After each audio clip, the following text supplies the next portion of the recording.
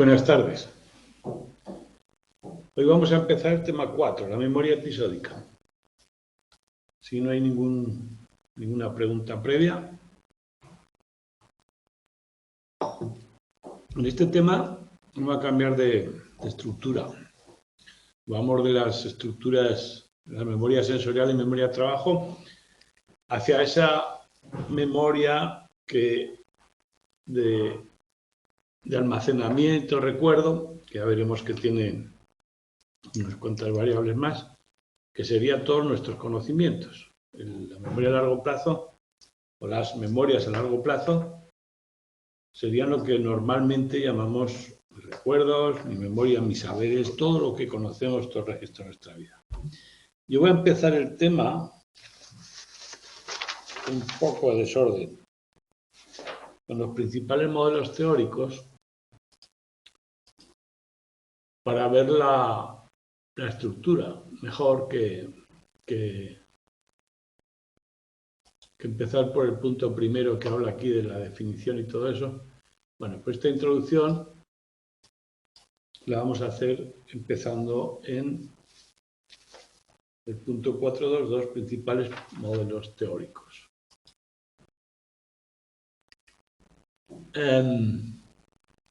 Así distinguimos entre las dos principales subdivisiones de la memoria a largo plazo,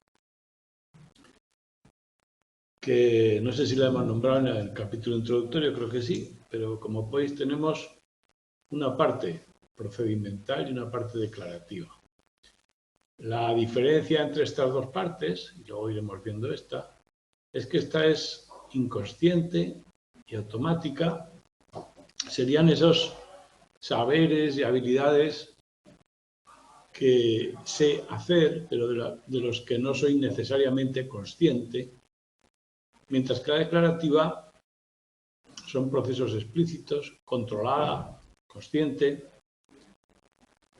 Dentro de la procedimental, como podéis ver, hay una memoria implícita, veremos algún experimento de memoria implícita, es decir, huellas de memoria que quedan fruto de la actividad sin ninguna intención de recordarlo, sin hacer un esfuerzo o sin que haya una intencionalidad explícita. Destrezas, pues por ejemplo, yo qué sé, el conducir, determinados movimientos, la música, tocar un instrumento, o sea, tu mente tiene una huella de memoria para repetir esos movimientos con la precisión adecuada, pero de los cuales tú no puedes dar una explicación y ser consciente. Y luego el condicionamiento, las cosas que nos han pasado en la vida generan una huella, pues por ejemplo el miedo a los perros, si me ha mordido un perro, el agrado que te produce determinadas comidas que te han gustado, que quedan ahí grabadas. Asociamos las experiencias con las consecuencias de las experiencias con los objetos y eso está en la memoria. Bueno, pues esto sería procedimental. Ahora bien, la declarativa, lo que yo sé que sé, se divide en dos grandes grupos. Ya veremos que luego aquí hay alguno más, pero bueno, en principio parece que esos dos grandes grupos son realmente independientes, disociables, tanto funcional como anatómicamente, neuroanatómicamente, diferentes espacios para cada uno. También en el deterioro normal con la edad y con determinadas síndromes se demuestra que son diferentes porque se disocian, uno se deteriora antes que otro, lo cual implica una diferencia estructural. Bien.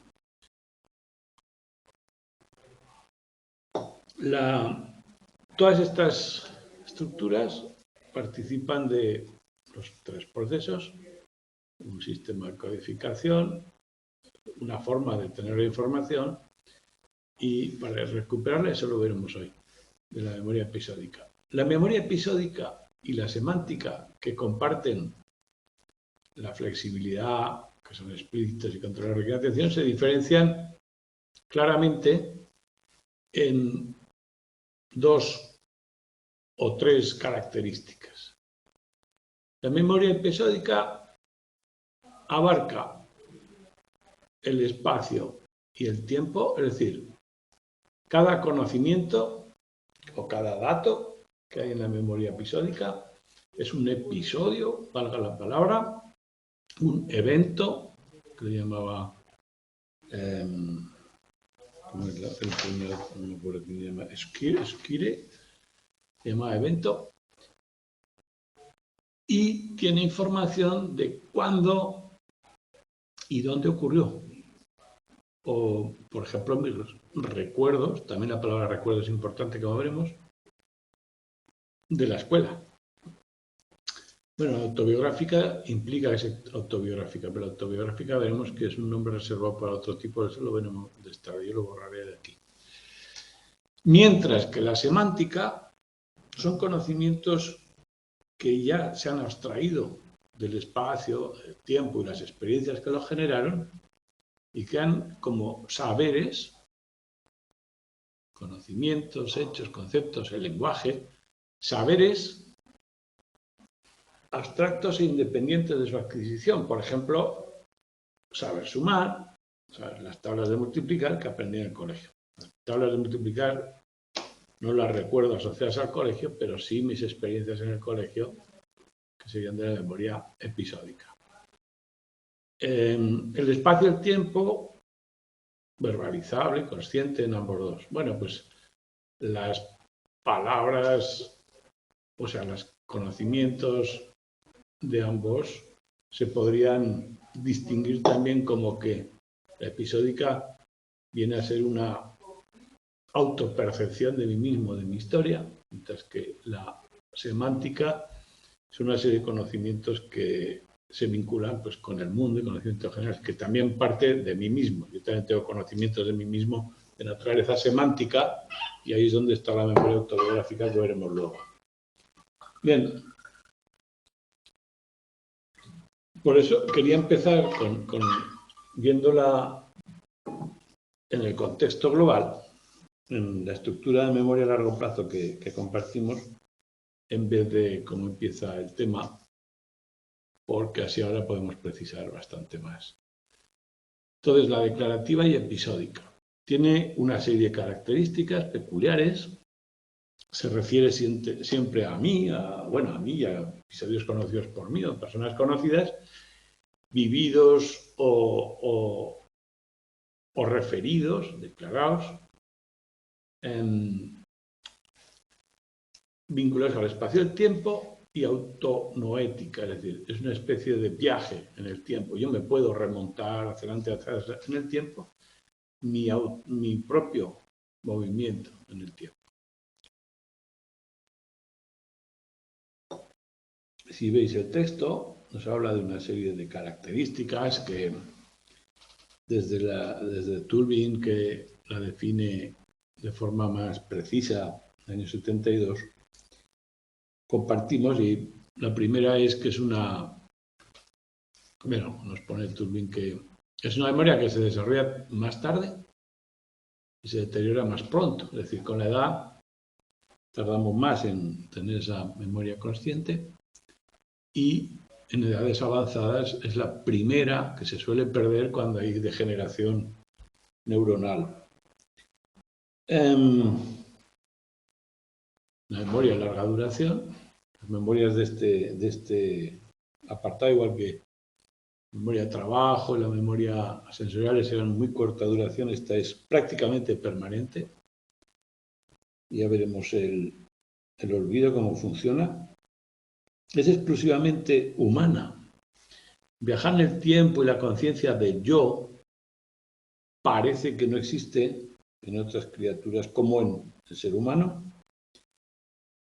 Y yo tengo acceso verbal, voluntario. Las claves contextuales de acceso son importantes porque si hay una asociación con el contexto, espacio y tiempo, quiere decir que determinados indicios pueden hacer recordar acontecimientos. Por ejemplo, habéis tenido la experiencia de que un olor, un sonido, una vista de un lugar os recuerda a tiempos pasados. Bueno, pues eso es una característica de que esos recuerdos están arropados con esas claves contextuales, ¿no? Precisión variable es una memoria que no es exacta, es claramente reconstructiva y lo veremos. Y nos interesa también no solo la localización, sino lo que quiero señalar aquí es que hay una disociación bastante clara en neuroanatómicamente hablando de la memoria episódica y semántica.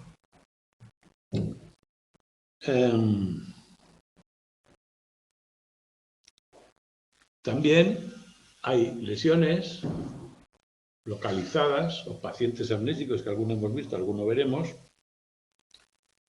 que por ejemplo pierden la memoria episódica como KC y le queda preservada la semántica. Es decir, puede rememorar sus conocimientos, si sabía tocar el piano puede tocarlo, pero quizá no se acuerde quién es él ni su vida pasada, ¿no? También hay casos al revés, justo al revés. Bien. Con toda esta clara separación y toda esta diferenciación, también nos señala que Turbin en un momento dado, en los últimos años, por algunos datos, reconoce que la memoria declarativa tiene alguna dependencia funcional de la semántica. Es decir, bueno, la memoria episódica, igual que se genera más tarde y contiene datos, es decir, es una especie de memoria contextualizada, parece ser es una categoría de la semántica y que es necesario poder abstraer una semántica para tener la episódica. Es un prerequisito la memoria semántica, la capacidad de memoria semántica para la episódica. Bueno, esto es un apunte de última hora. O sea, distinguimos y a la vez reconocemos su relación y su dependencia, porque las tiene. Y una forma de distinguirla y ver algunos modelos, bueno, perdón, antes de pasar a los procesos, sería las tareas que se utilizan para valorarlas. Y esta parte es importante del texto. El punto de experiencias de recuperación. Con lo que hemos dicho, parece que los verbos recordar y saber serían los que se aplicarían a la episódica y a la semántica respectivamente.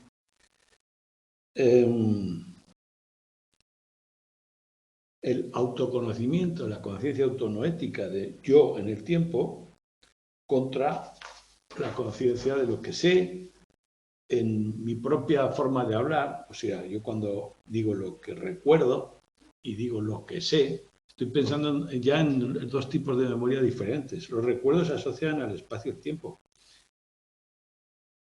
Lo que yo vuelvo a llamar mediante la palabra recuerdo, mientras que lo que sé, lo que soy consciente que sé, la familiaridad que tengo con una información, conozco, sé, lo llamo desde la memoria semántica. Entonces, desde los procesos de recuperación, este cuadro, las implícitas se recuperan de forma automática, aquí no hay implicación del yo de ningún tipo, no siento esto mal. La conciencia noética de conocer y saber, y autonoética de donde estoy yo implicado y el tiempo también, ¿no? El saber es más automático y el saber en el contexto es más, supone esfuerzo controlar, ¿no? Conciencia de la información y del contexto. Aquí no hace falta el contexto. Aquí ni siquiera hay conciencia. Bien. La pregunta que yo le hago a una persona o la respuesta que me da, si conoce o si sabe, implicarían diferentes memorias.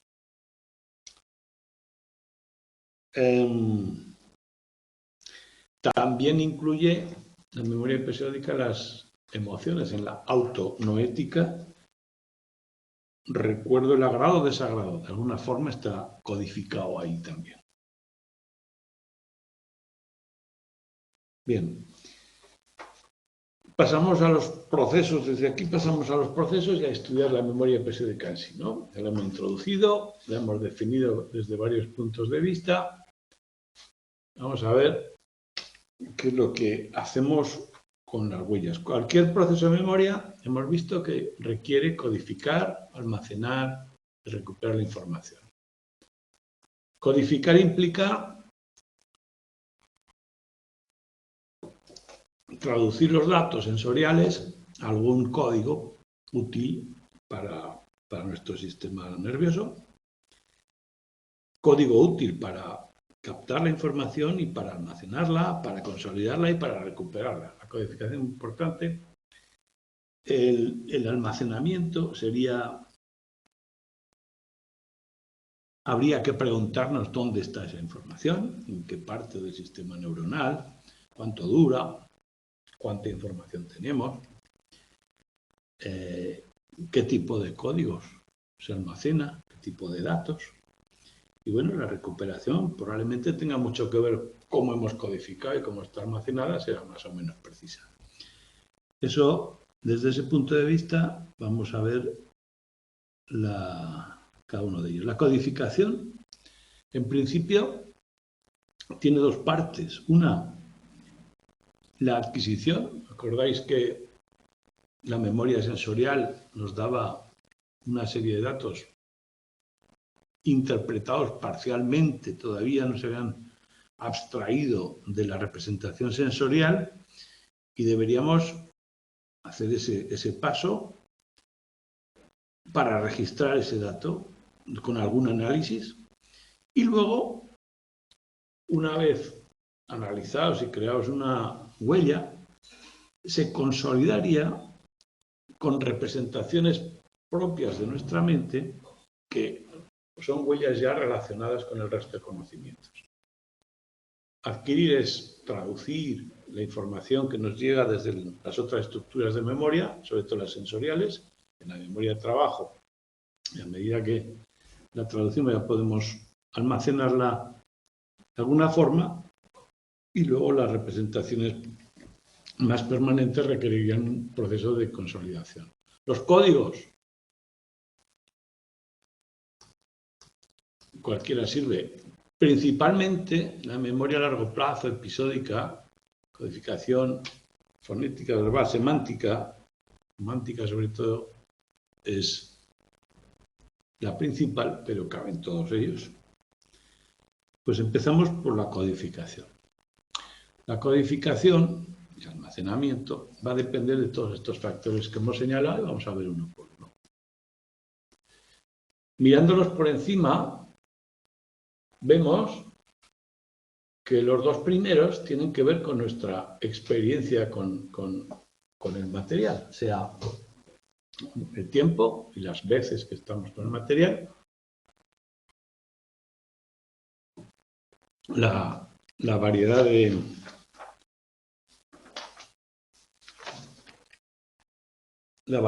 datos que nos llevan, cuántos contextos o datos diferentes que apoyan la información, la profundidad de procesamiento, la organización que hacemos con el material, la forma de codificarlo, la intención de recordar o no, veremos si hay diferencia o no, si la codificación es mejor o peor, la atención que ponemos, el esfuerzo atencional que ponemos, el carácter neutro o emocional de la información y las estrategias de repaso para mantenerlo.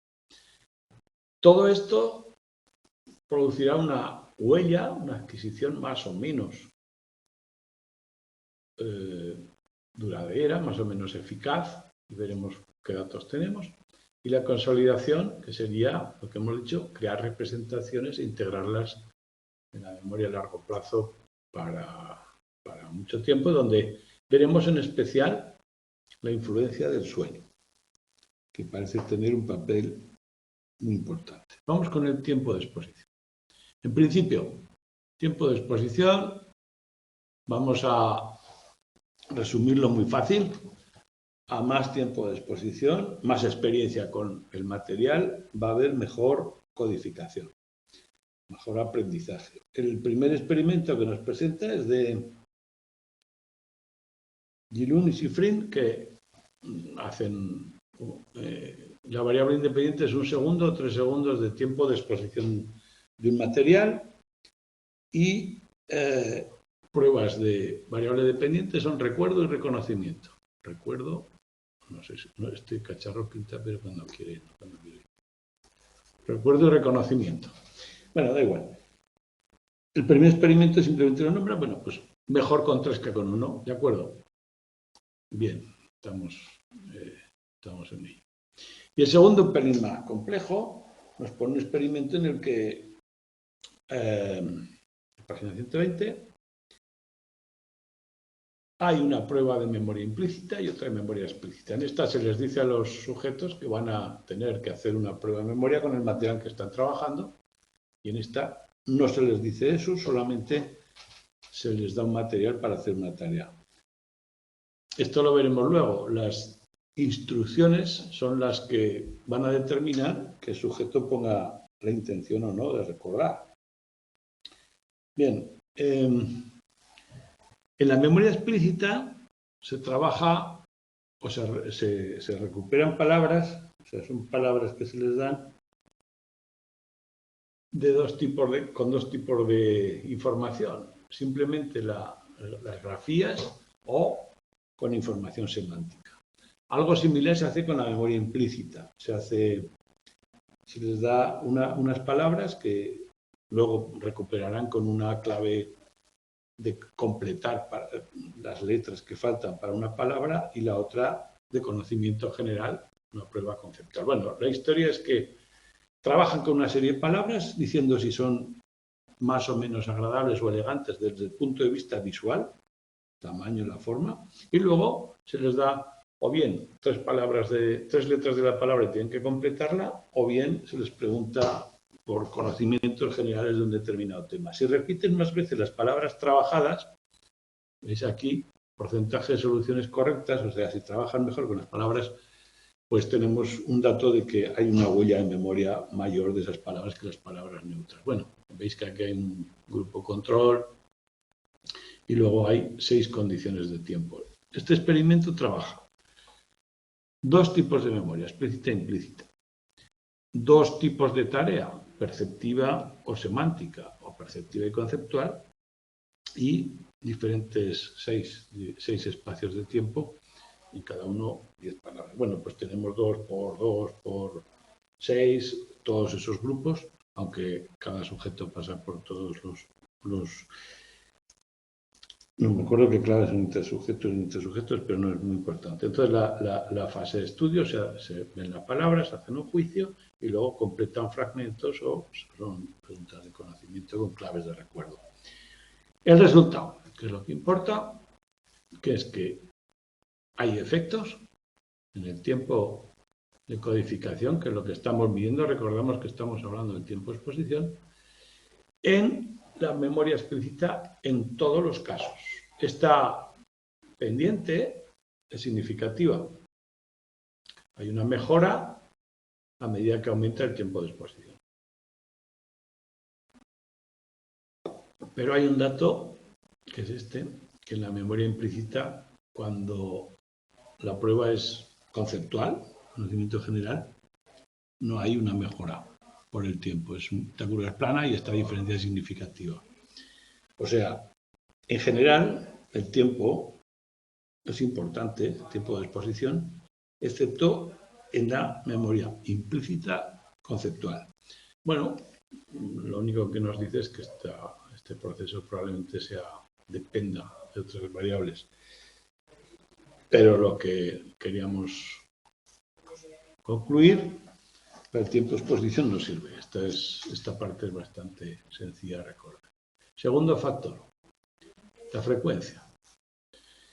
El tiempo, claro, si lo veo más veces, el tiempo aumenta también. Pero entonces Baddeley hace un experimento en el que iguala o compara el mismo tiempo de exposición del material pero en diferentes ritmos, con diferentes frecuencias. Y este es un experimento que, si habéis leído, es para enseñar a los, bueno, un cursillo, una práctica de los carteros que tienen que meter una serie de datos, un teclado, y practican X horas, pero unos practican una vez por día, otros 2 veces por día, y unos practican una sesión de 1 hora y una sesión de 2 horas cada día. Es decir, al final hay 4 grupos. 1 vez o 2 por día, 1 hora o 2 horas. Por supuesto, los que trabajan 2 horas y 2 veces por día cumplen las horas antes. Por eso el gráfico de resultados, si os fijáis, en el eje X ponen las horas de práctica totales, ¿no? Y vamos a comparar en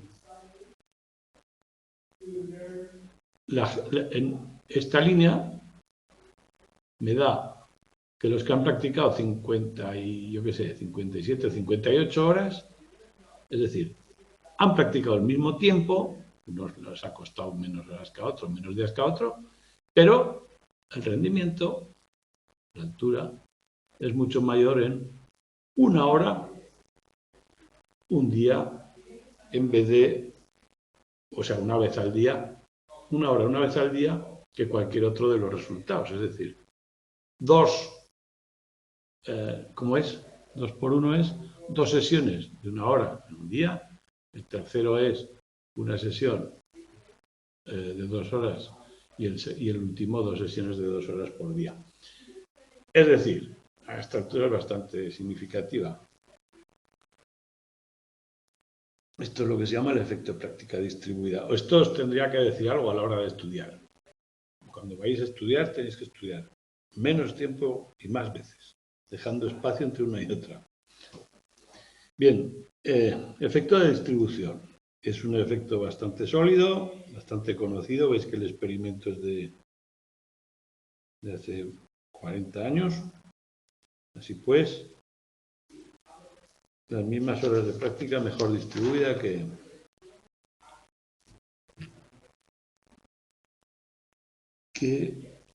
Bueno, este efecto Ebbinghaus también lo había sacado. El total del tiempo vio que también cuando estudias por segunda vez un material, después de un tiempo sin haberlo trabajado, ¿os acordáis que había un ahorro en el reaprendizaje? Pues bueno, por la práctica distribuida demuestra que ese ahorro puede ayudar a recordar al final, ¿no? Ahorro del reaprendizaje ocurre siempre con muchas tareas, con todas las edades y con todo tipo de materiales y tipo de estudios y lugares. ¿Por qué? Y esa es la clave de este punto. Primero, el primer dato que nos pone es que podría ser por el efecto de espaciado. Simplemente, al estar más tiempo, el recuerdo se facilita porque el aprendizaje requiere ese tiempo para consolidarse o para llegar a ser efectivo. Hace un experimento, nos cuenta otro experimento, el de Madigan, donde pone una serie de palabras que hay que recordar, que las palabras aparecen o bien una vez, línea base, o bien 2 veces, una tras de otra, y va variando el número de palabras que hay en medio de las dos. O sea, son una lista de palabras, una tras de otra, y la palabra clave que hay que recordar la dice entre una vez sola, o cuando le dice 2 cambia el número de palabras que hay en medio. Y encuentra que a medida que las 2 palabras están más separadas, se recuerda mejor. Entonces, el efecto de espaciado lo demuestra Madigan con ese experimento. ¿Por qué? Ocurre siempre los mecanismos. En la primera explicación o la explicación más inmediata es que el tiempo favorece un procesamiento completo. Por lo tanto, la falta de tiempo generaría un procesamiento deficiente. Esa es la primera hipótesis.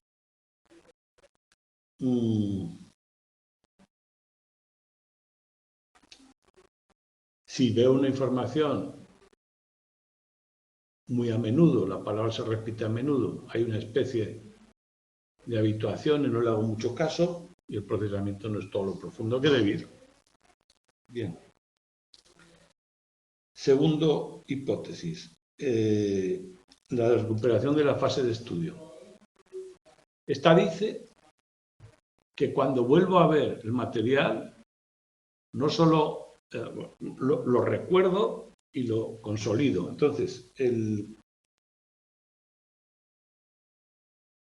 recordatorio de que está ahí, volverlo a ver, genera la huella de memoria más profunda y más duradera. Es decir, durante la fase de estudio se está recordando la huella, por lo tanto se hace un efecto multiplicativo en la huella. Repetirla. Y claro, el tiempo que ha pasado entre una y otra es importante porque tiene que estar consolidada y cuando la vuelvo a recordar, pues se fortalece.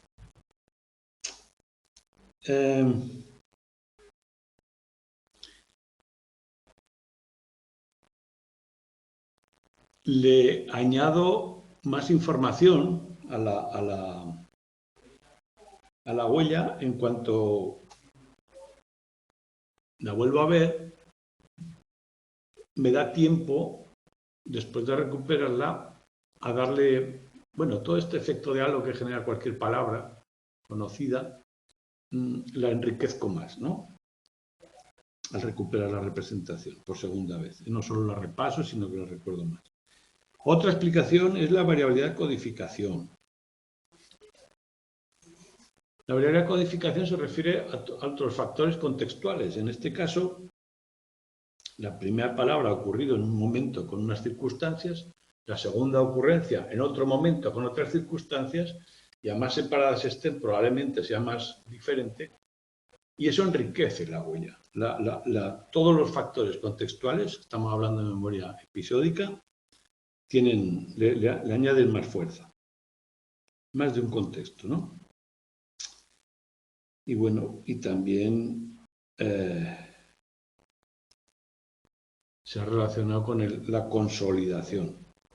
La consolidación es la segunda parte de la que decíamos, la consolidación es integrar la representación con las demás y dejar una huella neurológica, pues requeriría un tiempo. Entonces, la hipótesis de consolidación es que la consolidación requiere una actividad prolongada en el tiempo y si no dejamos que ocurra, no se aprovecha, la huella no queda bien fijada. Bueno, y al final la consolidación neuronal, la puesta aquí neuronal, es un proceso tipo neuronal, más básico. Y por último, la combinación de todas. Pero bueno, el efecto de frecuencia es un efecto muy claro y hay una serie de hipótesis que intentan explicar por qué, aunque el efecto es robusto. Codificación dual. Mediante un pequeño experimento nos enseñan que si tengo disponible alguna imagen de la palabra, probablemente el recuerdo sea mejor. No necesariamente que me lo presente en la fase de estudio, sino que sea una palabra concreta que se pueda imaginar. Esto lo voy a poner Paivio y habla dual o de doble código porque en esas listas las palabras concretas, la lista del medio, la de la derecha, son cosas que tienen una imagen. Estas no. Entonces, trabajando en las tres listas, las leemos, hacemos una actividad extractora para borrar la memoria de trabajo, recordar el capítulo anterior, y luego hacemos una prueba de recuerdo libre. Y si hacemos las tres listas por separado, veremos que probablemente el resultado sea esta la mejor, esta la segunda y esta la tercera. Las dos primeras coinciden en tener objetos que se pueden ver mentalmente, en una imagen, y la primera se diferencia de la segunda en que todas las cosas que hay ahí comparten una familia semántica. Por lo tanto, al estar organizadas semánticamente y ser visualmente, se recordarán mejor. Bueno, este es el resultado y esa es la explicación. A mayor códigos, la codificación que estamos en ella, la codificación sea mejor, más huella a memoria o la huella más eficaz. Los niveles de procesamiento. Esto lo vimos también al principio, lo introdujimos un poco cuando hablábamos de la memoria en general. Hablábamos de que la memoria, los almacenes de memoria, Kison y Shiffrin, eran modulares, eran estructurales, pero había una hipótesis alternativa que decía que la memoria podía explicarse no como almacenes, sino dependiendo de la actividad que hacemos con el material, queda una huella fijada de una forma u otra. En este caso, la hipótesis es que cuando realizamos una actividad más profunda, más relacionada con aspectos semánticos, de significado, más que la apariencia de las palabras, por ejemplo, genera una huella mayor. Por lo tanto, el nivel de procesamiento de la actividad que hagamos con ella generará la huella. Procesamiento superficial contra el procesamiento más profundo. El experimento tipo, bueno, el experimento base es el que te pregunta, puedes probar una lista de 10 palabras o 30 palabras en las que en 10 de ellas estás preguntando en qué color está impresa, lo cual requiere apenas mirar la palabra por encima, aunque no la lees, recuerda que la leemos igual, pero como no trabajamos con ella, pues no genera mucha huella en memoria. El segundo es la rima, que implica pronunciarla, no solo mirarla, aunque también la ves, pero el pronunciarla no implica tampoco, no necesariamente requiere acceso al significado. La rima podría ser resuelta solamente con un acceso fonológico. Y la tercera es preguntar si la palabra es un tipo de pescado, una categoría, es igual o similar a otra, si queda bien una frase, por fuerza tenemos que aludir al significado. De alguna forma, este procesamiento requiere, estos dos se hacen igual. En este probablemente también accedamos a los demás, pero como no hace falta, no ascendemos y según esta teoría, ascender aquí conlleva un esfuerzo. Por lo tanto, la memoria dependerá del esfuerzo que hagamos con el material. El esfuerzo o la profundidad, en principio, se explica por las conexiones o el tipo de tarea que hacemos que requiere fijarnos en una o más cosas, ¿no? Probablemente podemos decir también el color de las palabras cuando accedemos a su significado. Los resultados son claros. Aquí hay dos variables dependientes, la rapidez de la respuesta, la latencia, y la precisión de la respuesta. En ambas, esta elevación progresiva, tanto para respuesta sí como para respuesta no, es decir, la palabra estaba en la lista inicial o no. El tiempo de respuesta va en función de la profundidad de procesamiento, o sea, es claramente la eficacia, o sea, la capacidad de trabajo con ellas, pero el problema que tenemos aquí es, claro, esta prueba, recordad también que no estamos haciendo una prueba de memoria explícita, sino más bien incidental o implícita. Las personas que hacen esta tarea no saben o no deben saber que luego les vamos a hacer una prueba de memoria. Entonces, le vamos a pedir luego la memoria de forma explícita, de una forma sorpresiva. Y el tiempo de latencia-respuesta demuestra que estas palabras, o sea, que cada tarea requiere un procesamiento más profundo, y la eficacia, tanto a la hora de decir que sí como a la hora de decir que no, hay diferencias significativas. Muy bien, hasta ahí bastante plausible, y si recordáis la crítica que dijimos en los primeros temas, la vamos a repetir. El problema de esta teoría es que la profundidad del procesamiento solo se puede definir por la huella de memoria que genera. No podemos definir previamente qué procesamiento será más profundo. Es una especie de explicación circular. El procesamiento ha sido más profundo porque hay mejor huella de memoria, y decimos que hay mejor huella de memoria porque el procesamiento ha sido más profundo. Así pues, sin una medida objetiva de la profundidad, no nos importa. Y otra crítica es que la tarea de recuperación la obvia.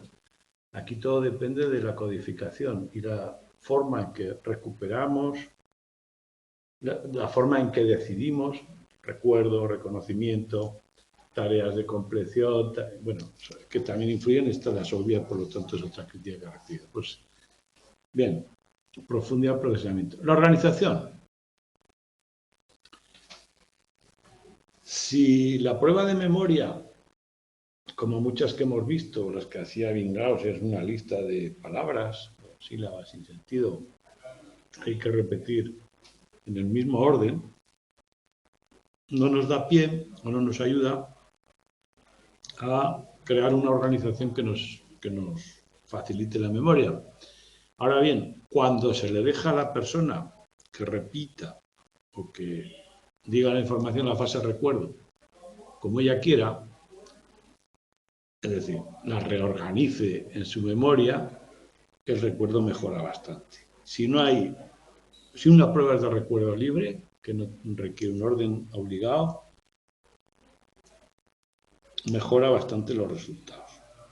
Este cuadro, este experimento es de Bower, en el que la información la da jerarquizada o de forma aleatorizada, y la presentación jerárquica con esta imagen genera un 65% de recuerdo por el 19% de la condición aleatoria. O sea, claramente la organización facilita el recuerdo y la consolidación de la huella. En cualquier caso, la organización puede ser muy superficial, o primaria o secundaria, como le llamaba Turbin. Podemos agrupar las cosas, por ejemplo, los números en fechas significativas, yo que sé, 1945. Puedo tener 4 números o una fecha que es significativa, el chunking. Y la organización más secundaria, estrategias fonéticas, canciones o cuestiones semánticas, da igual. En todo caso, funciona. Y además también funciona, sea el sujeto o sea el experimentador el que la impone. La subjetiva o la impuesta por el experimentador, como en este caso. Muy bien. El aprendizaje implícito la organización, cualquier sistema sirve, jerarquías, esquemas, organización subjetiva inducida, incluso imágenes, como hemos visto ante la hipótesis del doble código, pues también se pueden organizar las cosas en imágenes, pues por ejemplo recordar varios recados según el material es más eficaz una que otra. La intención de recordar. En principio podría parecer que el hecho de poner el esfuerzo y la intención de recordar tiene que generar mejor huella, pero los primeros datos no nos dicen eso. Aquí tenemos el primer experimento de Mulder, en el que tenían, bueno, este es el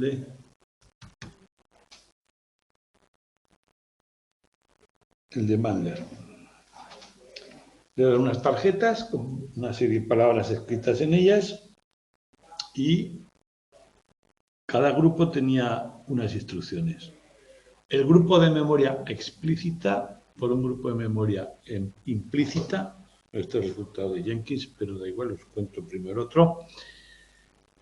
En la que la memoria explícita simplemente trataban de recordar esas palabras y el otro grupo de memoria explícita, además de tratar de recordar, las ordenaba en grupos jerárquicos, ¿no? Hacía categorías. O sea, dos grupos de personas, el uno las miraba y el otro las miraba y las organizaba jerárquicamente. Y los dos sabían que tenían que hacer una prueba de recuerdo.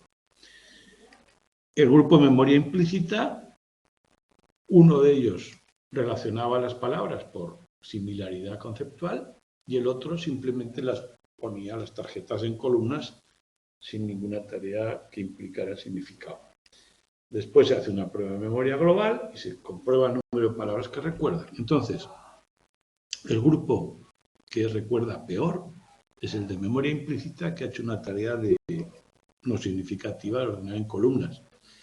Pero lo que es curioso es que el grupo de memoria implícita, que ha relacionado las palabras en grupos, obtiene un resultado similar a los grupos de memoria explícita. Es decir, en principio, según qué tarea estamos haciendo en la memoria implícita, puede tener una huella de memoria similar a la explícita. ¿Bien? Ese es el de Mandler. El que viene aquí el gráfico es el de Jenkins, en el que sale el resultado parecido. En este caso, tiene 7 grupos de experimentales. Les da 3 tareas diferentes. Una tarea es juzgar si la palabra escrita en la tarjeta es más o menos agradable.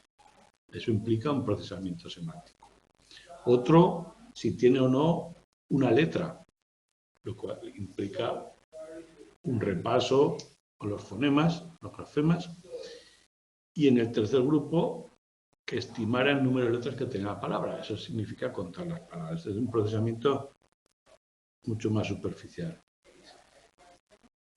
Tres grupos hacen estas, o sea, sí, 3 grupos hacen estas tareas sabiendo que luego van a hacer la prueba de memoria explícita y otros 3 hacen estas mismas tareas sin saber que luego tienen una prueba de memoria implícita. Luego hay un grupo de control en el que no se les da ninguna instrucción, miran las palabras y luego, sin ninguna instrucción, se les hace la prueba de memoria. La variable dependiente es el número de palabras recordadas, una prueba de recuerdo libre. Recordad que eran 24. Entonces vemos que el grupo control simplemente ha pasado las tarjetas, recuerda una media de 16. Bien. Y el grupo que ha hecho un procesamiento agradable y desagradable, tanto el de memoria incidental como intencional, implícita o explícita, de forma similar, tiene un recuerdo parecido al grupo control, incluso mejor.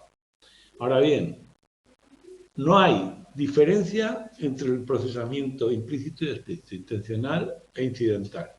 La única variable en la que ha habido una diferencia es esta. La única diferencia significativa es esta.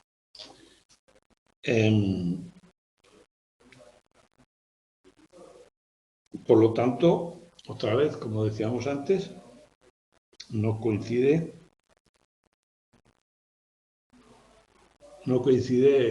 con las expectativas previas. La detección de la letra E en los dos grupos es diferente y esta diferencia no llega a ser significativa, aunque hay una pequeña diferencia. Por lo tanto, la intencionalidad no es un predictor de las tareas de memoria. Sin embargo, claro, aquí sabemos la intención se supone que es focalizar la atención. Por lo tanto, esa es la pregunta. Esto, que es una prueba de laboratorio, quizás en el mundo real, en el día a día, sea diferente. Entonces vamos a ver ahora mismo el papel atencional. En el mundo real hay un fenómeno curioso que es la ceguera atencional. Si os acordáis de la asignatura de atención, había un fenómeno en el que en ciertas situaciones vemos a una persona o estamos hablando con una persona, nos la cambian, no sé si os acordáis de esos vídeos, y no nos damos cuenta. Es decir, no, atendemos muy poco o registramos muy poco de ciertas claves situacionales que no nos interesan. Cuando estamos hablando con alguien, la persona en sí y su imagen no parece ser importante y eso se le llama ceguera inatencional. Hay objetos que nos pasan desapercibidos.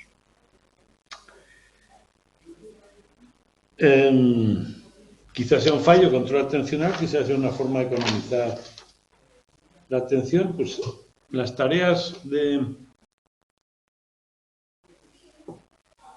memoria con atención se han utilizado las típicas de atención, que son la atención dividida y la atención selectiva.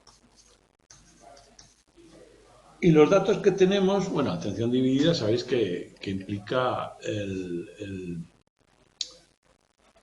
atender a dos cosas a la vez, si es el caso, históricamente en los dos. Y la atención selectiva significa atender a una de las cosas que nos llegan e ignorar la otra. O sea, atención inhibición y atención dividida como esfuerzo atencional. En esos dos casos, en la atención dividida siempre se han encontrado disminuciones de recuerdo, es decir, la vinculación de la atención dividida con...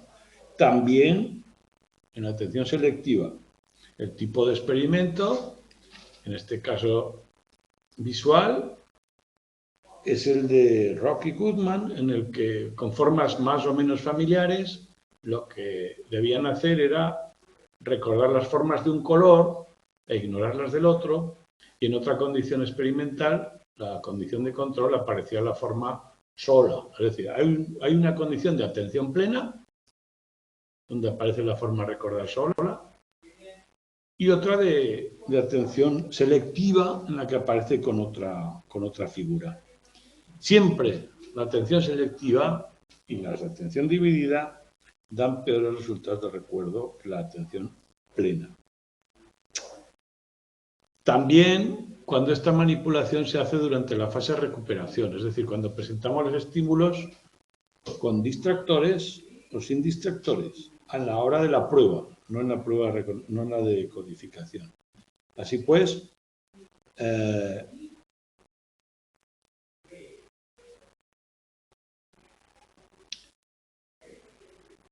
perdón, hay un dato aquí que lo he dicho mal. Dice la atención dividida en la recuperación, recuerdo libre, una tarea visual. Durante la fase de codificación se veía bastante. Sin embargo, las manipulaciones de la atención dividida en la fase de recuperación apenas afectaron el rendimiento. Pero hay resultados contradictorios, no son tan potentes. Pero bueno, es por si acaso. Si la precisión de las preguntas llega ahí, pues eso. De momento, en atención dividida y atención selectiva, en la fase de codificación hay problemas, y la atención dividida en la recuperación a veces no.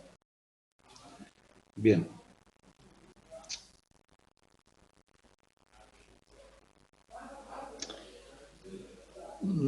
Por lo tanto, la atención está relacionada, pero de alguna forma modulada con la consolidación de huella. Bien. Punto siguiente, la atención a la emoción.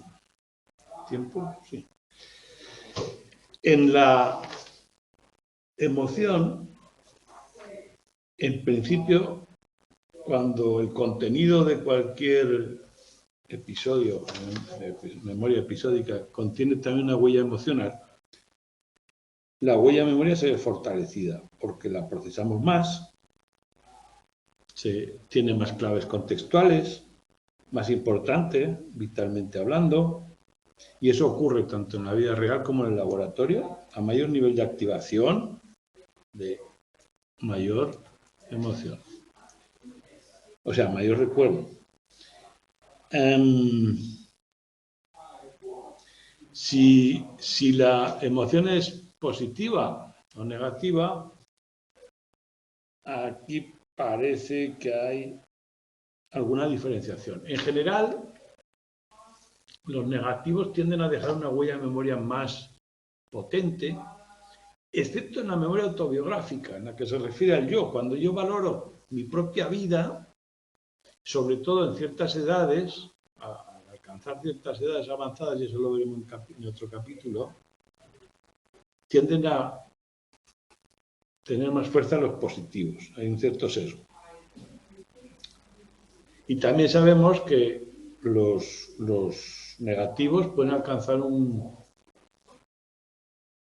efecto traumático en el trastorno después postraumático. Muchas veces ciertos episodios se pueden olvidar y otros quedan como fijados con una memoria fotográfica, ¿no?